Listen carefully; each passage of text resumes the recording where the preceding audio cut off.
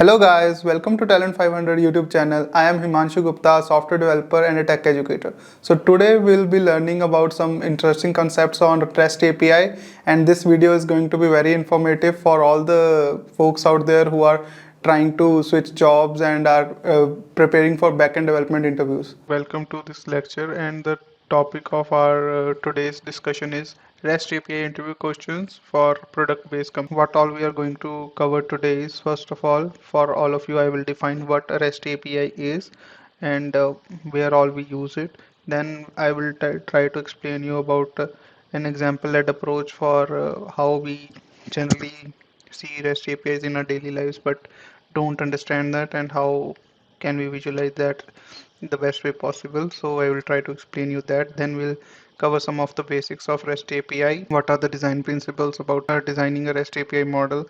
Then going forward, we'll discuss how and what HTTP methods are supported by REST. So REST is based on the language of the web. Here we call it the Hypertext Transfer Protocol, HTTP. So what all HTTP methods are supported by REST and how do we use that?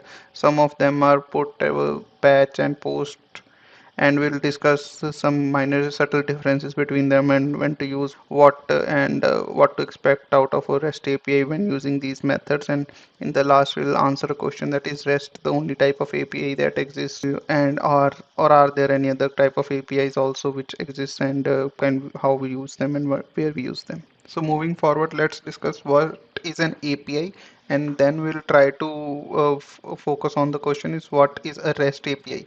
So API's full form is Application Programming Interface.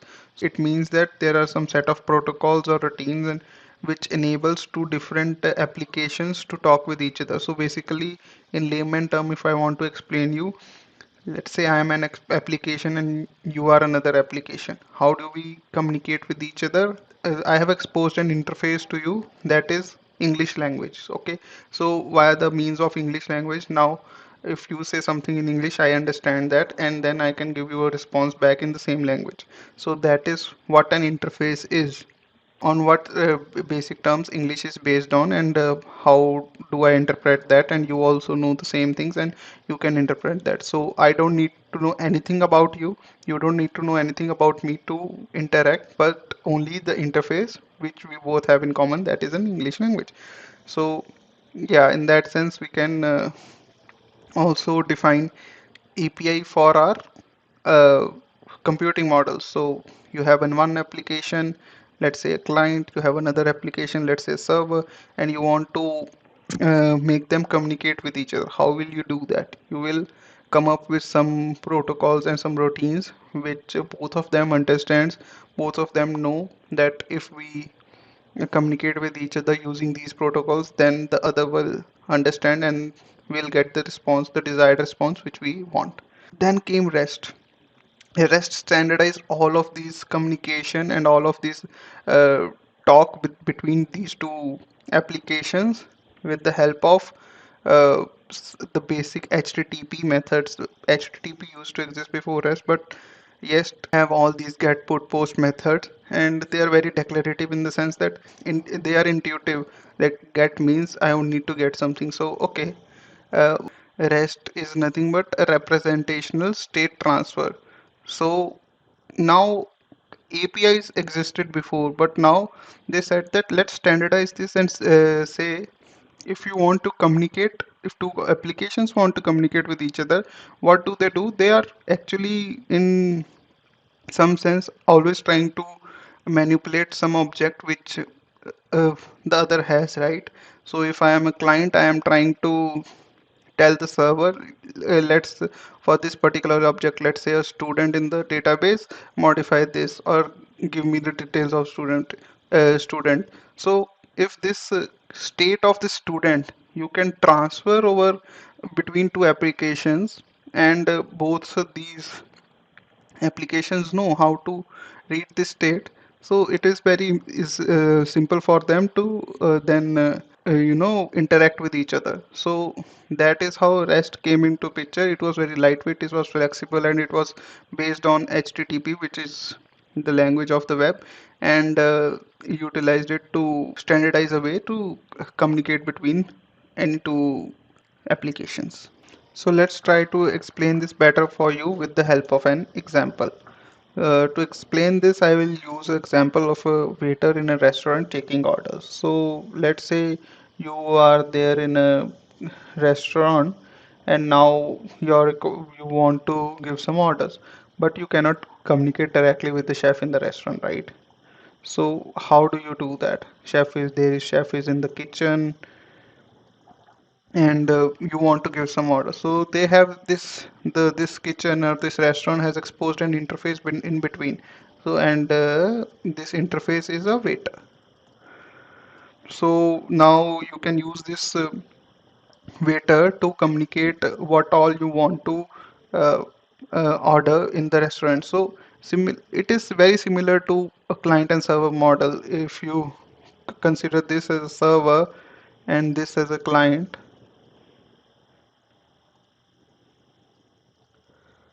sorry, spelling mistake, and this as a client. So a client needs to tell server that I want to get this done, and this becomes an interface. Okay, so an intermediary basically to interpret all of this.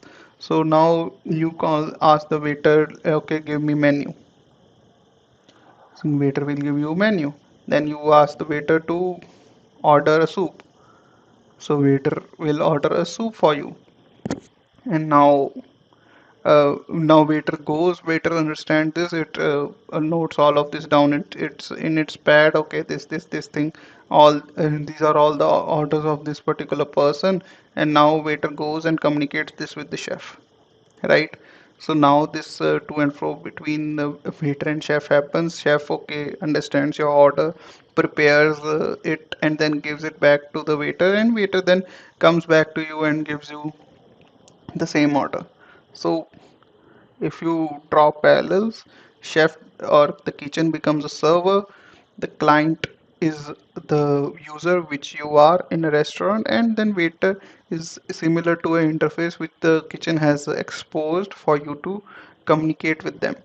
And you don't need to know anything about where the kitchen is, how the kitchen is working. If there are one chef, two chefs, whatever, basically in the server you don't need to know how many computers are there, where the server is located, how do you reach. You just only need to know that this is the interface via which I will communicate. That's it. So I hope this makes things more clear for you, and we'll use this example to explain REST API throughout this lecture. So now, as we have understood what an API is and what REST API is in very specific sense, let's try to understand what are some of the basic design principles of REST API on which it is based. Like while creating REST API, what all was kept in mind so to make it usable and very lightweight. So the first thing they kept in mind that the server and client should be decoupled. Okay. So what does it mean? That if there is a server and there is a client, they, as I explained earlier also, they don't need to know anything about each other. So this actually make things very easy. Once you, let's say you are a developer and you, one is in the client side and one is in the server side. So now both of them only need to agree on, like, okay, this is the contract based on which we'll communicate with each other. And once you have that, then you both can work in parallel, develop your applications, and as long as you follow that particular contract while communicating with each other, the integration should be very smooth. So the next thing was statelessness.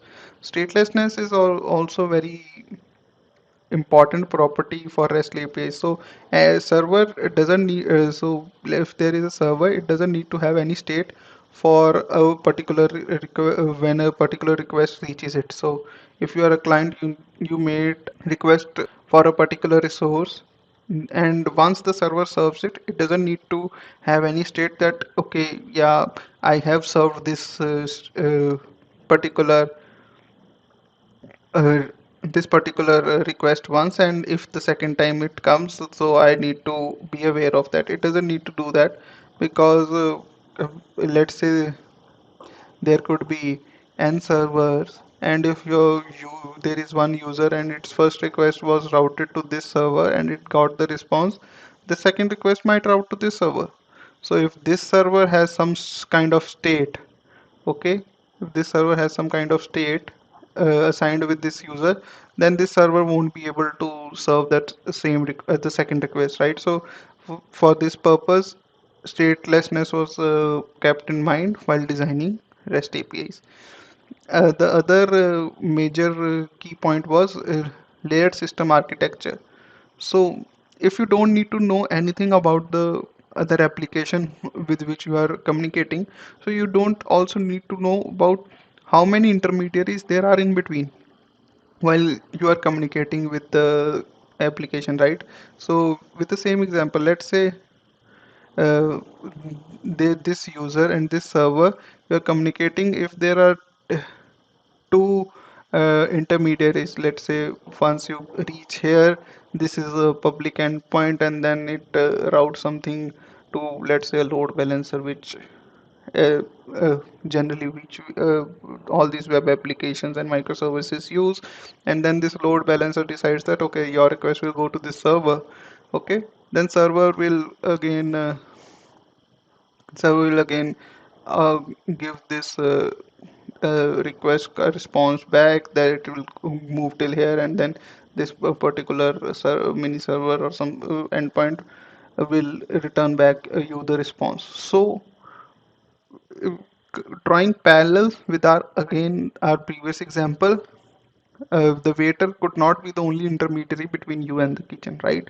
There could be a head waiter or a manager to which the waiter tells the order, and then that manager, okay, decides that which chef should get this particular order, okay? Or if I am overburdened, currently I will not pass the order right away to any chef, and I will lag it. So intermediaries can be n, okay, and both client and server doesn't need to know anything about these intermediaries. So layered system architecture defines that. Then a very then another very important design principle for this was a uniform and standardized interface. So what do you mean by that? So an interface should be that much standardized that uh, all once it is agreed upon, n number of clients can work with the same with the same client server. Let's to give an example, let's say you have these get put post methods. Okay, these are all the HTTP methods. What do they do? We'll explain that shortly. But let's say for now you have these all these HTTP methods, and you have agreed upon this is the interface with which we will work with this, and server understands that. Okay, so now there could be a web app who needs to communicate with this. There could be an Android app. There could be a Windows app. All of them can now communicate using the same interface with the same server without any extra coding or overhead, right? So this is what a uniform and standardized interface gives us to the capability of reusing our work, the capability that once you have uh, defined the interface, now coming up with new and new clients at one end shouldn't be a problem or shouldn't be an overhead that okay, we need to rethink about how the communication will work, right? The communication is standardized. So these are the basic design principles the rest was designed for. We'll now try to understand what different HTTP methods this REST API can use, and how what all does that they mean for these APIs. So the first one, the very intuitive one, is the GET. So it basically what it does is it retrieves resource. So if you do a GET request for, let's say, menu, okay, you will get the menu. You do a GET request for, say, soups, you will get the list of all the soups there is. Okay, you will do a get request for a particular soup. Okay, a detailed page you want for that. Is you tell that particular soups, in this soups give me soup number 3. So now you get what all the soup is, this name of the soup. Okay, and then a little bit more details that this soup contains these ingredients and stuff like this. So get is designed like this. So and also the REST APIs generally they work on the URL. So get is the HTTP method, and in the URL you tell, okay, I need menu, you get the menu. You need to tell you need the list of soups, you get soup. You tell in the menu that okay, you need a very particular soup detailed information on that, you get that. Okay, so okay, so this was get. So the next HTTP method which is used is post. So what post does is post tries and creates a new resource. So let's say if you do a post of let's say soups 3. Okay. Earlier we knew about soups 3. We did a get. Now you have understood and you about what the soup is and you want to order it. You did a post of soups 3. So this means that this is how we interpret it, right? We interpret that create a new resource. So basically this particular soup number 3 create new one. So it is basically order soup number 3 for us. So if we do a post request, we mean this by the so okay. So and then the creator will give us the response what is the our order the soup. Then you can do a delete of a resource. So delete of the same resource can mean multiple things. You might want to delete a thing from the menu. You might want to delete an order. So this was an order, and in the response, post response, it must have given some order ID. Okay, and if you have some order ID and you want to delete that, basically you don't want an order anymore. You give order and then ID, whatever the ID is, and now this order will get deleted for you. So you can delete a particular resource. Now another interesting thing is put. You can create or update a resource. So let's say you don't know if your order is was created, right? You first gave an order to a waiter and now you are not sure if that order was created. You did a post request first. So now you will and you want to update your order now. So what will you do? You do a put of that order with the ID. Okay, and what it will do is it will if the order is not there with the kitchen, it will create the order, and if the order is already there with the kitchen, it will update the order. Let's say you wanted salt a little less for that order, you will convey that information via HTTP methods and that will happen. Okay, so there was a subtle difference. So we'll discuss about when to use post to create a new resource and when to use put to create a new source, because both can do. Then the another important method is patch. So it partially updates an existing resource. So if for sure you know the order was created only and you want to update the resource, the same order ID, you want to patch with salt less. So you could have done this also. And the spelling mistake here again. Okay, so you could have done this patch of this order with saltless. Now this was pure update, this was create or update, this was create pure. They have some subtle differences. We'll see how to use and when to use what and what are the differences in between them in the further slides. And these are some good questions for interviews and to understand your depth on the topic. Other HTTP methods that can be used are in REST API are head options trace, but these are not used very often. You can go and read it over web. What do they mean? So let's now try to understand what are some of the differences between these HTTP methods and when do we use what while designing a REST API. Okay, so the first two methods we'll differentiate upon is put versus patch. So as we know, put was for what? Create or update,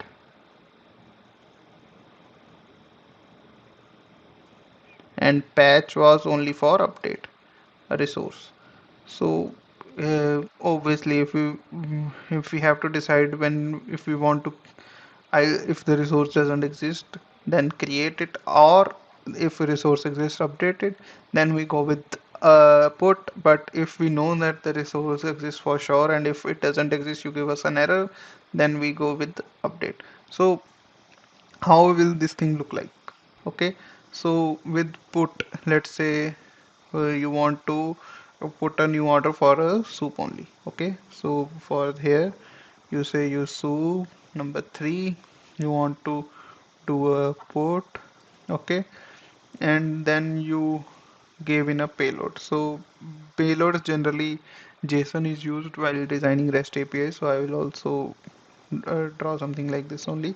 So let's say in this order, while doing a put, you mention a table number of 2. Okay, then you mention soup number. Soup should be spicy, and salt should be less, and quantity is 4. There are 4 members, and stuff like this, right? So this is what look like a put request for a soup. So this was the this was your first request. Okay, so you cannot do the same thing with patch because till now your order does not exist. So if you do that, you will generally get a what? A 404 not found. So that is a general HTTP status code for defined in defined in the HTTP protocol for not found issues. So let's say you do this to differentiate between put versus patch, right? So what if you wanted to now update your order?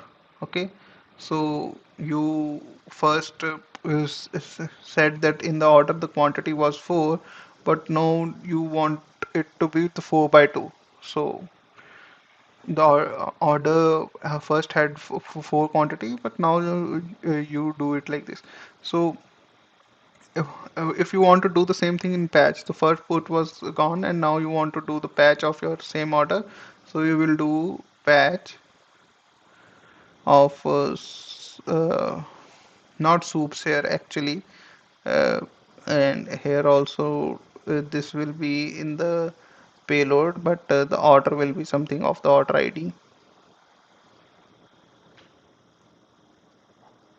Okay, for because this is an order, right? So as and you REST API works with the URLs. So the URL should be intuitive enough to know what you are trying to do. So you are trying to put an order.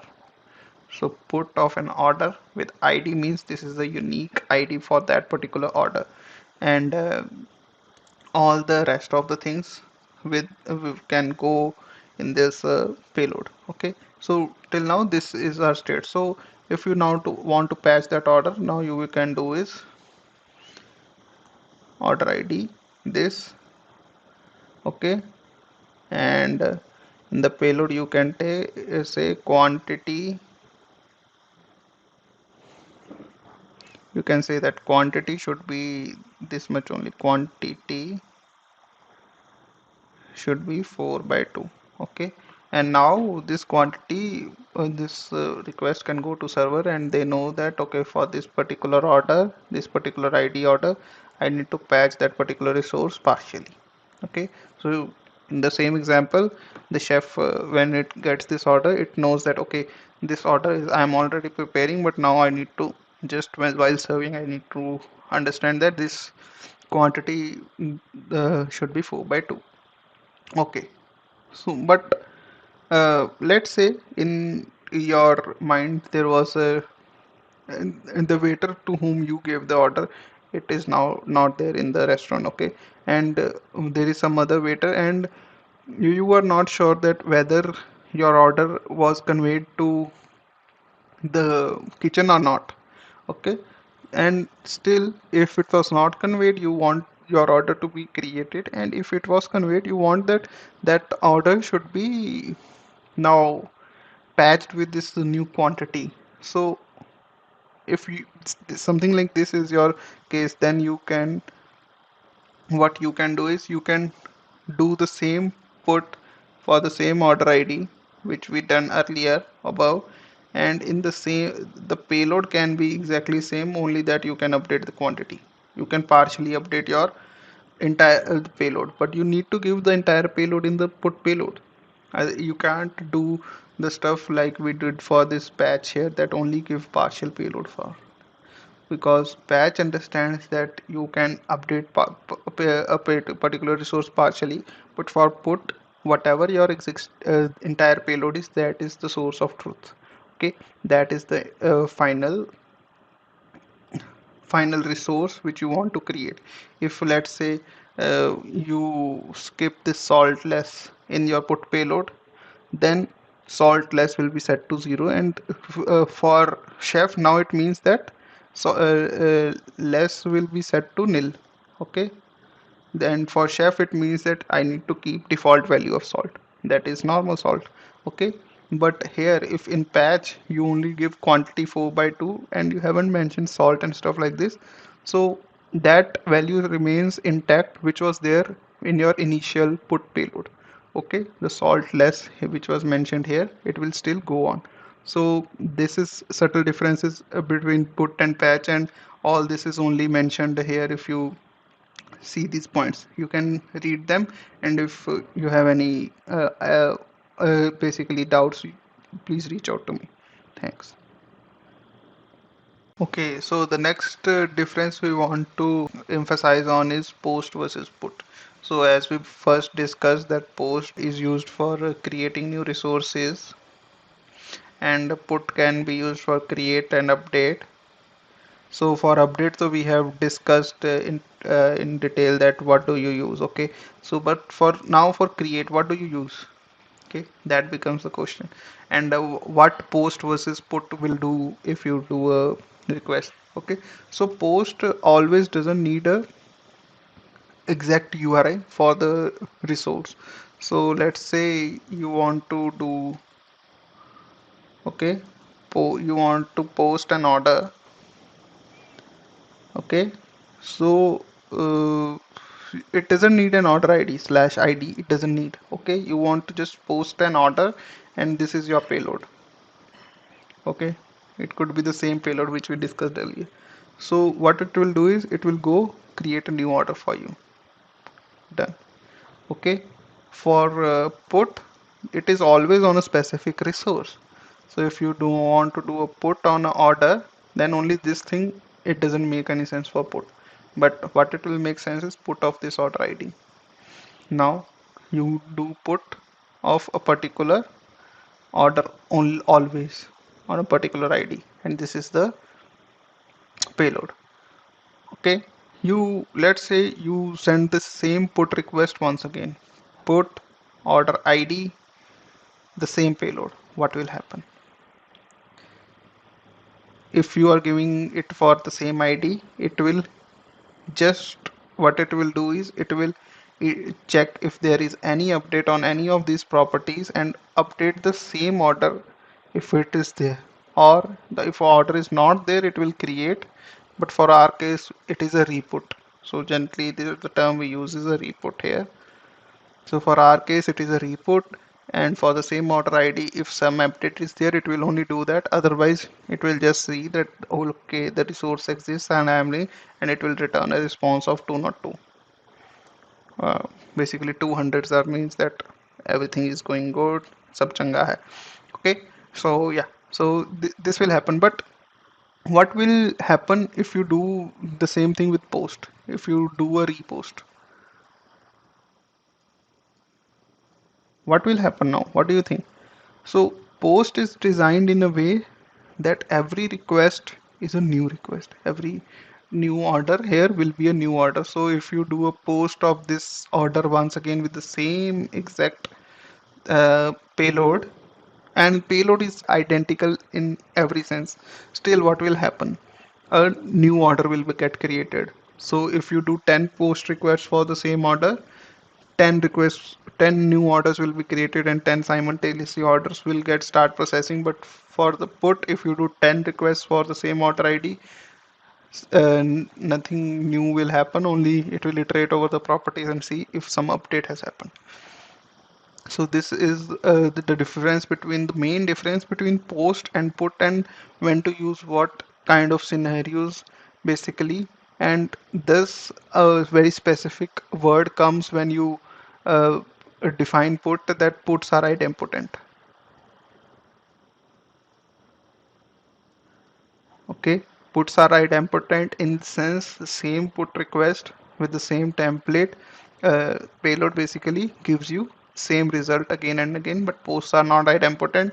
You post request again and again, the same request, same payload, same everything, you will get new orders every time. So as you see, right, what if you want to do a post first for an order, to make because you want to enforce that it should get created, and then you want to update that with a put. So what will happen is, like, when you post an order, you give this payload, the response will contain an order ID, and now you do the put of for that order ID, and you can update something like this. So it is not like you cannot update a resource created via post. You can do that, only that the way it is done is a little different. And basically the behavior of idempotency versus not idempotent, you will get use cases when something like this is. So for us, the order is an idempotent behavior. We don't want new orders to get created every time we want to just update something in our payload, right? So yeah, so now we'll move on to the last slide of this lecture, and we will answer this particular question, that is REST the only API that exists? No. So the straightforward answer is no. Why? Because APIs used to exist way before REST, and APIs are nothing but just the communication between any two applications. And before REST, applications used to communicate. The way of communication was different. So two ways of communication which you were used earlier was SOAP and RPC. SOAP means a simple object based access protocol. So it is an XML object based protocol where you interchange XML objects over HTTP or SMTP protocol, and then client and server needs to decode that and work with that to understand the intent and then give you the response. And in RPC, it's basically distributed communication distributed programming scenarios, when you have, let's say, one program running here, another program running here, and this program has some function and you want to call it from here, right? You can say it is a client versus server, but both of them in proximity, let's say, running on the same cluster or a sister cluster, right? So it is not that it is a client device. So you want to call a function here, function which is present on this server, but currently the code is running here. So you make an RPC call. So what does RPC means? RPC is remote procedure call. So remotely you want to call a procedure. So procedure is nothing but a function or something like that, right? So function has a name and set of arguments, and here in this case you are calling a remote function. So because the function code is here, so you want to call a remote function. So you also tell where the function exactly is. So let's say you something mentioned server one and then func with these parameters and call it. Okay, and then you will get the response. So these are also two different kind of protocols, and I'll try to make detailed videos out of them also in future. And I think so that's it for this video. Thank you. So guys, I hope you liked today's video, and if you liked, please do not forget to like and share the video. In case you have any queries about the content, please feel free to comment down in the comment section, and we'll definitely cater to all your queries. And also do not forget to subscribe this Talent 500 YouTube channel which for all the amazing content which we'll keep posting in the future. Stay tuned and have a nice day. Thanks.